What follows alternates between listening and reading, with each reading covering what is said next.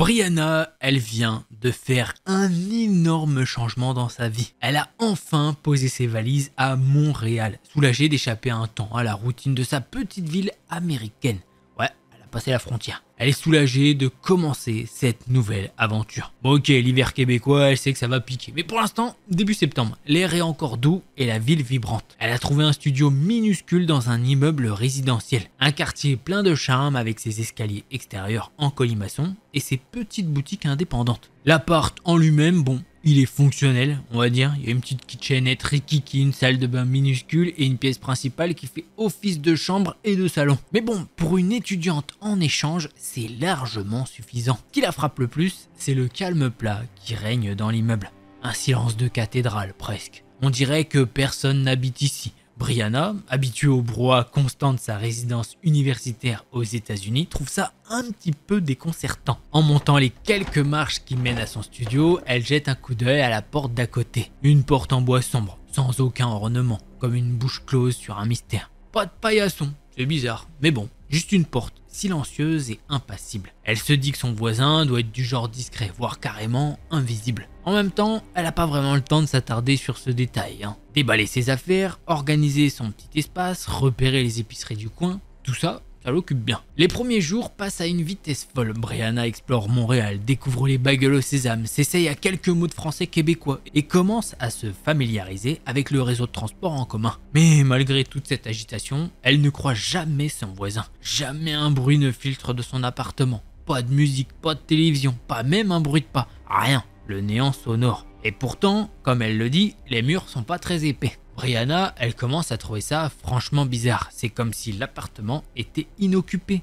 Sauf qu'elle a bien vu une lumière allumée une fois, tard le soir par la fenêtre. Alors, elle commence à observer un peu plus attentivement. Elle guette les rares moments où elle croise la concierge, Madame Tremblay, une dame d'un certain âge avec un chignon impeccable et un regard perçant. Brianna essaye d'aborder le sujet de son voisin. « Excusez-moi, Madame Tremblay. Vous connaissez bien les habitants de l'immeuble, non ?» Madame Tremblay plisse les yeux, comme si elle essayait de se souvenir de quelque chose de très loin. « Ouais, je connais tout le monde ici. Enfin, presque. » « Et le monsieur qui vit à côté de chez moi, celui dont l'appartement est juste à côté du mien, ça vous dit quelque chose? Il fait quoi dans la vie ?» Le visage de Madame Tremblay se ferme alors. « Monsieur B, c'est un homme tranquille, très tranquille. » Elle prononce ces derniers mots avec une intonation étrange, comme si elle voulait dire autre chose. Mais on dirait qu'il sort jamais. Je l'ai jamais croisé. « Il a ses habitudes. » Répond simplement Madame Tremblay, avant de s'éloigner en marmonnant quelque chose à propos de ses plantes. Brianna, elle reste là, sans voix. L'attitude de la concierge est plus qu'étrange. Il y a clairement quelque chose qu'elle ne veut pas dire. En remontant chez elle, Brianna entend des bribes de conversation entre deux autres locataires, des chuchotements étouffés. Les jours suivants, Brianna est sur les nerfs, elle tend l'oreille au moindre bruit, essayant de distinguer le moindre son provenant de l'appartement voisin. Au début, c'est subtil, des grattements légers, comme une souris qui se faufile entre les murs, puis des chuchotements indistincts, trop faibles pour être compris, mais suffisamment présents pour créer un malaise, comme si quelqu'un murmure des secrets dans la pièce d'à côté. Ces bruits se manifestent surtout la nuit, bien sûr. Quand le silence de l'immeuble est à son comble, ils deviennent plus perceptibles, plus insistant. Brianna a du mal à dormir, l'esprit constamment en alerte. Chaque craquement du plancher, chaque bruit de tuyauterie la fait sursauter. Elle se demande ce que son voisin peut bien faire. Est-ce qu'il bricole en pleine nuit? Est-ce qu'il parle tout seul? Ou est-ce que c'est autre chose? Une nuit, vers 4 h du matin, elle est réveillée par un bruit sourd. Un bruit sec et lourd, comme si quelque chose est tombé sur le plancher. Brianna reste immobile, le cœur battant à tout rompre. Elle retient son souffle, essayant d'entendre d'autres sons. Rien. Le silence est revenu, encore plus pesant qu'avant. Elle hésite. Est-ce qu'elle doit aller frapper à sa porte? Appeler la police? Pourquoi faire? Dire qu'elle a entendu du bruit? Elle se visualise face à son voisin, un homme qu'elle n'a jamais vu pourtant, essayant de justifier sa présence à une heure pareille. L'idée la met mal à l'aise. Et puis, si ce n'est rien, pourquoi le déranger? Elle ne va pas se ridiculiser pour un simple objet tombé. Finalement, elle décide de ne rien faire. Elle se tourne sur le côté, essayant de se rendormir. Mais le sommeil ne vient pas.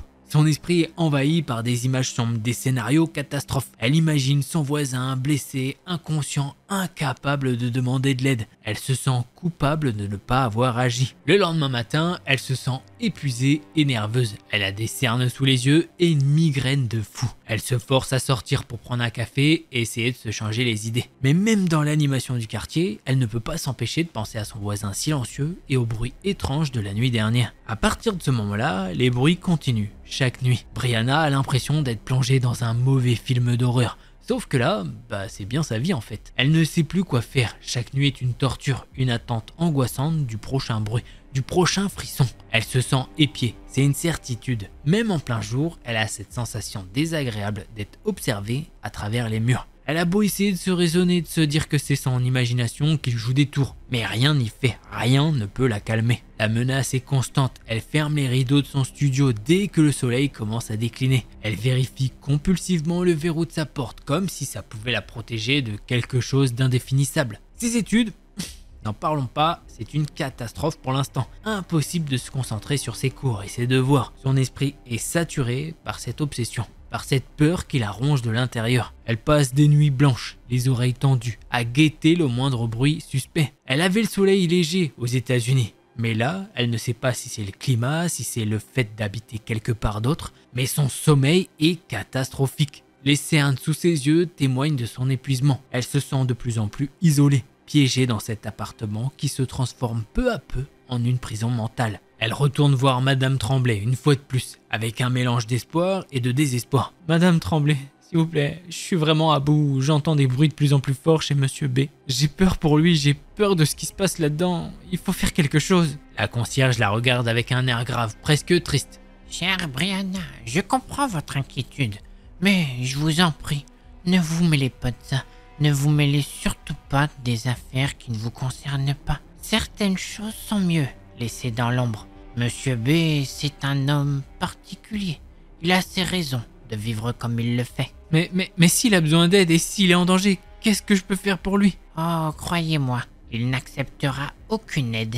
Et puis, parfois, il vaut mieux ne pas réveiller les choses qui dorment. Elle lui lance un regard chargé de sous-entendus, puis s'éloigne sans ajouter un mot. Brianna est désemparée. L'attitude de Madame Tremblay est plus qu'énigmatique. On dirait qu'elle en sait beaucoup plus qu'elle ne veut le dire. Qu'est-ce qui se cache derrière cette discrétion? Quel secret terrifiant entoure ce voisin silencieux? Brianna sent une atmosphère de plus en plus pesante dans l'immeuble, comme si un danger invisible planait au-dessus de leur tête. Elle a de plus en plus peur de ce qui se cache derrière cette porte close, juste à côté de la sienne. Les jours avancent et une odeur pestilentielle commence à se faire sentir. Jusqu'au moment où Brianna trouve que cette odeur est devenue insoutenable. C'est une puanteur sucrée et putride qui imprègne tout le couloir. Brianna a des hauts le cœur. Elle sait au plus profond d'elle-même que quelque chose de terrible se passe chez Monsieur B. Cette fois, l'idée d'appeler directement la police l'effleure à peine. Une force obscure, une curiosité malsaine la pousse à agir seule. Elle a l'impression d'être attirée par un gouffre,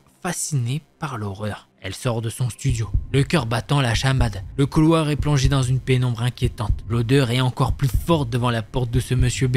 Brianna hésite, une peur irraisonnée la saisit. Elle a l'impression d'être observée, comme si des yeux invisibles l'épiaient depuis l'intérieur de l'appartement. Pourtant, elle ne recule pas. Elle essaye la poignée. Et à sa grande surprise, la porte n'est pas verrouillée. Elle s'ouvre avec un grincement lugubre, comme un avertissement. Brianna retient son souffle et entre. L'obscurité est presque totale. Les rideaux sont tirés, bloquant toute lumière extérieure. L'air est lourd, irrespirable, saturé de cette odeur pestilentielle. Brianna avance à tâtons, essayant de distinguer des formes dans l'obscurité. Des montagnes de journaux et de détritus jonchent le sol. Soudain, elle entend un bruit, un grattement léger, provenant d'une pièce au fond de l'appartement. Son cœur rate un battement. Elle sent une sueur froide perler sur son front. Elle a l'impression d'être entrée dans un piège. Elle avance prudemment, le souffle court. Brianna distingue une forme sombre dans l'entrebâillement d'une porte. Elle retient son souffle et s'approche. La porte grince légèrement lorsqu'elle l'ouvre. La pièce est plongée dans une pénombre encore plus profonde. Brianna distingue une silhouette assise dans un fauteuil, dos à elle. « Monsieur B,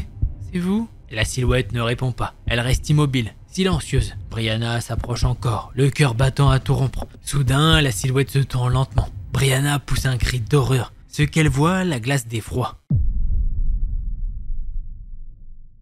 Brianna recule en titubant. Terrifiée, elle se précipite hors de l'appartement, refermant la porte derrière elle avec fracas. Elle court jusqu'à son studio, verrouille la porte à double tour et s'effondre contre elle. Brianna a peur, elle est terrifiée, elle décide d'aller se cacher dans sa salle de bain. Le cœur battant à tout rompre, elle entend les coups contre sa porte, puis le silence angoissant. Elle entend des bruits de pas s'éloigner dans le couloir. Quelques secondes après, elle entend un trousseau de clés et sa porte s'ouvrir. Elle peut entendre derrière sa porte une voix qui murmure. Je sais que tu es là. La panique de Brianna atteint son paroxysme, elle se sent piégée, sans issue. Pourtant, une étincelle de courage, ou peut-être de désespoir, l'anime soudain. Elle ne peut plus rester cachée comme une proie, elle doit se défendre. Elle attrape un déodorant sur l'étagère et le serre fermement dans sa main, prête à l'utiliser comme une sorte d'arme. Elle prend une profonde inspiration et ouvre brusquement la porte de la salle de bain. Ce qu'elle voit la surprend. Ce n'est pas Monsieur B qui se tient devant elle. C'est Madame Tremblay, le visage crispé, les yeux brillants d'une étrange intensité. Dans sa main, elle tient un couteau. « Madame Tremblay, qu'est-ce que vous avez fait ?» La concierge ne répond pas. Son regard est fixe, presque halluciné. Elle lève le couteau en l'air. Brianna comprend alors. Ce n'étaient pas les bruits de Monsieur B qu'elle entendait depuis quelques jours. C'était Madame Tremblay. C'était elle qui rôdait dans l'immeuble, qui chuchotait, qui grattait au mur. C'était elle qui avait créé toute cette atmosphère de terreur. Mais pourquoi ça? Pourquoi vous faites ça? Madame Tremblay laisse échapper un rire étrange, presque hystérique. Il fallait le faire. Il en savait trop sur certaines choses. Et toi, tu mets ton nez là où tu devrais pas. Là, comme ça, sortie de nulle part, Madame Tremblay s'approche d'elle et commence à essayer de lui mettre un coup de couteau. Le coup touche Brianna à son épaule, ça lui arrache un éclair de douleur. Mais heureusement, ça ne la transperce pas. Elle déverse alors tout son déodorant dans la tronche de Madame Tremblay. Cette dernière, surprise, lâche son couteau. Brianna court hors de l'appartement. Elle dévale les escaliers, sort dans la rue, pieds nus. Elle sait où elle va se rendre. Elle va se rendre à une épicerie ouverte 24 heures sur 24. Sur le passage, comme si ça ne suffisait pas, elle se prend un bout de verre dans le pied. Arrivée à l'épicerie, elle raconte tout à Monsieur Gordon. Ce dernier appelle la police et il essaye de la rassurer. La police arrive à l'épicerie une quinzaine de minutes plus tard. Brianna raconte tout. Elle a du mal à raconter tout ça. Elle est paniquée. Elle a peur de ce qui vient de se passer. Et surtout, elle souffre. Monsieur Gordon a essayé de lui procurer les premiers soins. Mais, comme il le dit, c'est pas son truc. Et maintenant, les détails que je vais vous donner, Brianna ne les a eus que très récemment. Puisqu'il s'est passé une enquête, forcément, une enquête de police.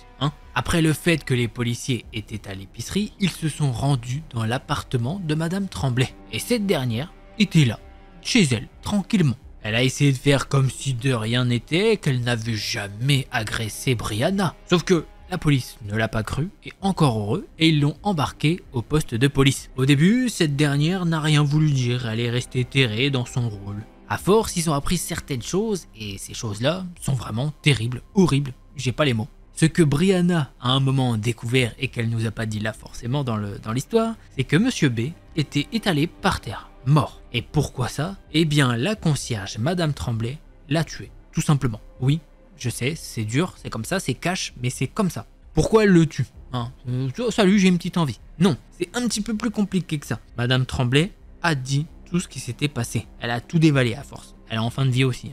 Mais vous allez comprendre très vite pourquoi. Monsieur B et Madame Tremblay vivent dans cet immeuble depuis au moins 40 ans. Et il faut savoir qu'il y a une vingtaine d'années, eh bien, il y a eu un petit incident. Après une altercation, un locataire de l'immeuble est malencontreusement tombé dans les escaliers. Alors, oui et non, c'était la version officielle, il était malencontreusement tombé dans les escaliers. Mais à force, on a appris que c'était Madame Tremblay qui l'avait poussé dans l'escalier. Et malheureusement, avec cette chute, fracture crânienne. Et si personne n'était au courant de cette altercation, eh bien, on aurait pu croire que Madame Tremblay était innocente et que voilà, tant pis, ça se passait bien. Pour elle en tout cas. Sauf que cette altercation, elle s'est passée sous les yeux de Monsieur B. Et du coup, Monsieur B était au courant que Madame Tremblay a tué quelqu'un. Certes, pas forcément volontairement, mais que à cause de la chute, il était mort. Et Monsieur B, à force, ça le rongeait. Ça faisait 20 ans qu'il gardait ce secret. Il était en fin de vie et il s'est dit qu'il allait dénoncer Madame Tremblay. Et ça, à force de discussion, Madame Tremblay, elle pouvait pas l'accepter. Elle pouvait pas, ça la rongeait. Elle voulait être concierge toute sa vie, elle voulait mourir dans cet immeuble pour son boulot. Bref, elle voulait pas que ça se passe comme ça. Et à force, ça l'a rongé.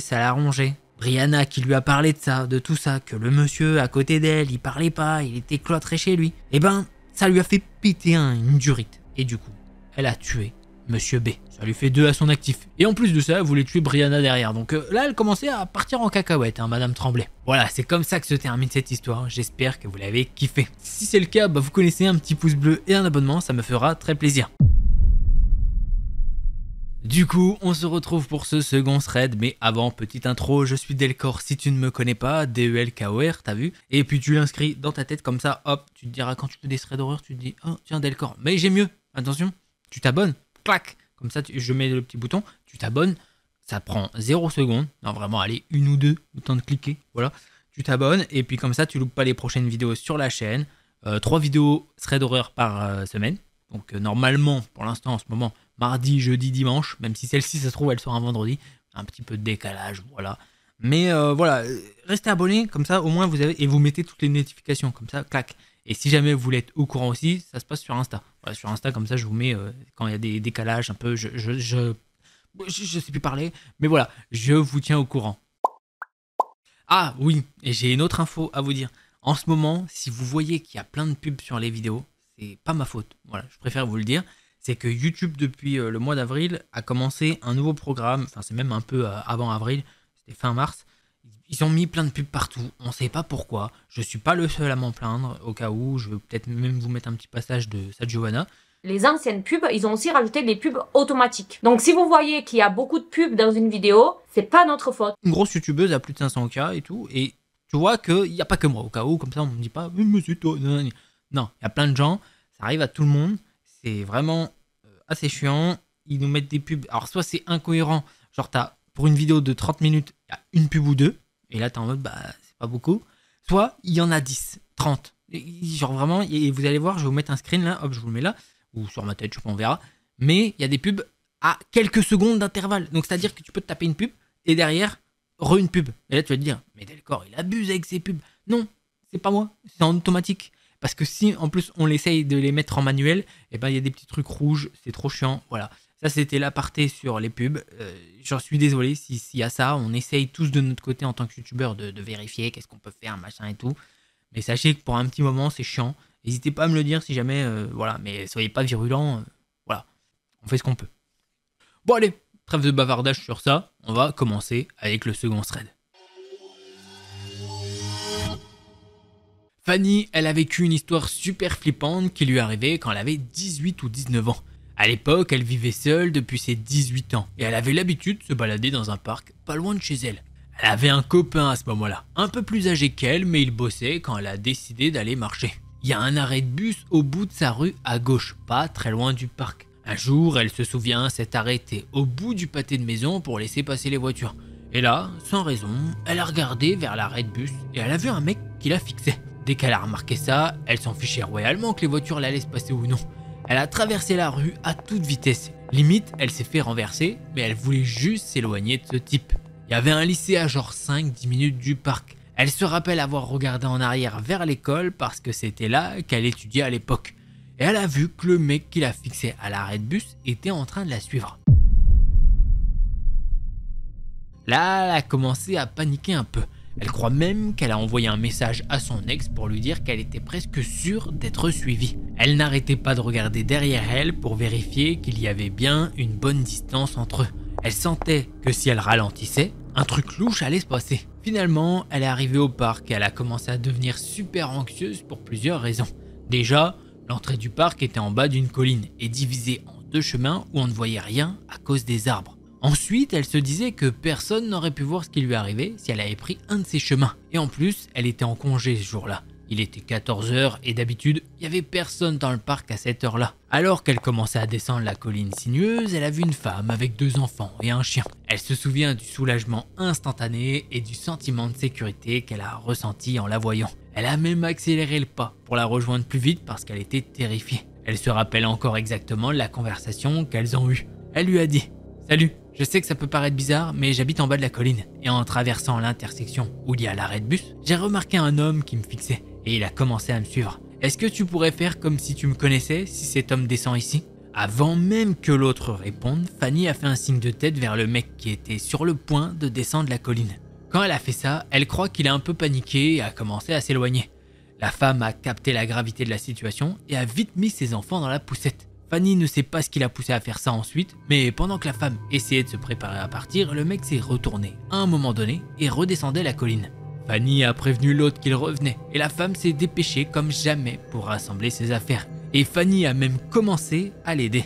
Alors qu'il s'approchait d'elle, il a tout de suite commencé à essayer de poser des questions à Fanny. Elle ne se souvient pas de tout ce qu'il a dit, mais elle se rappelle que la femme répondait à sa place. Elle suppose qu'il avait essayé de lui demander si elle se connaissait, ce que la femme a bien sûr nié en disant qu'elle connaissait Fanny et qu'elle descendait pour rentrer chez elle. Fanny a confirmé qu'elle se connaissait et elle voulait juste que ce type la laisse tranquille, elle et l'autre. Il leur a posé quelques questions de plus et finalement elles se sont excusées et ont commencé à remonter la colline. Fanny se souvient que la femme qu'elle avait rencontrée l'a accompagnée jusqu'à l'intersection où se trouvait l'arrêt de bus. Elle avait clairement très peur pour Fanny car le type avait fini par les suivre toutes les deux. Fanny se sentait super mal de l'avoir entraînée dans cette histoire. Elle ne savait pas s'il essayerait de la suivre jusqu'à chez elle si elle s'arrêtait là, ou s'il déciderait de s'en prendre à la femme qui était juste dans le parc en train de jouer avec les enfants qu'elle gardait. Avant qu'il ne s'approche trop près d'elle, Fanny s'est dirigée vers des ouvriers du bâtiment qui travaillaient sur le panneau du lycée. Elle leur expliquait toute la situation et leur a dit qu'elle trouvait bizarre que l'homme qui les suivait au début les suive maintenant, elle et la dame. Elle les a suppliés d'appeler la police s'ils dépassaient l'arrêt de bus ou s'ils commençaient à suivre la femme. Les ouvriers ont accepté sans hésiter. Puis la femme et Fanny sont parties chacune de leur côté. Fanny ne sait pas ce qui est arrivé à cet homme. Elle ne sait pas s'il a été arrêté ou non. Cependant, 1 heure plus tard, son ex était rentré du travail. Ils sont sortis faire des courses et en remontant la colline, il y avait 4 voitures de police garées autour de l'intersection où Fanny avait dit aux ouvriers d'appeler la police si le mec essayait toujours de la suivre. Elle est juste contente que la police ait été appelée, surtout avec un lycée si proche. Elle ne se serait pas pardonnée s'il avait essayé de suivre un pauvre lycéen qui est rentré chez lui à pied. Et maintenant, vous allez vous dire, bon bah c'est une histoire où la personne suit les gens comme d'hab, j'ai envie de dire. C'est effrayant, mais comme d'hab. Oui, mais non, parce que là, le gars... Elle nous l'avait pas trop décrit et là maintenant je vais vous dire comment il était habillé. Le gars avait une doudoune rouge et bleue. C'est pas très effrayant. Mais elle était pas fermée. Et du coup en dessous, Fanny, elle pouvait voir que le mec avait un gilet pare-balles en dessous. Et ça déjà, c'est pas normal. Donc soit c'est pour un policier en civil, mais là c'était pas un policier en civil. On le sait très bien. Donc vraiment le détail qui tue. Ouais, on comprend.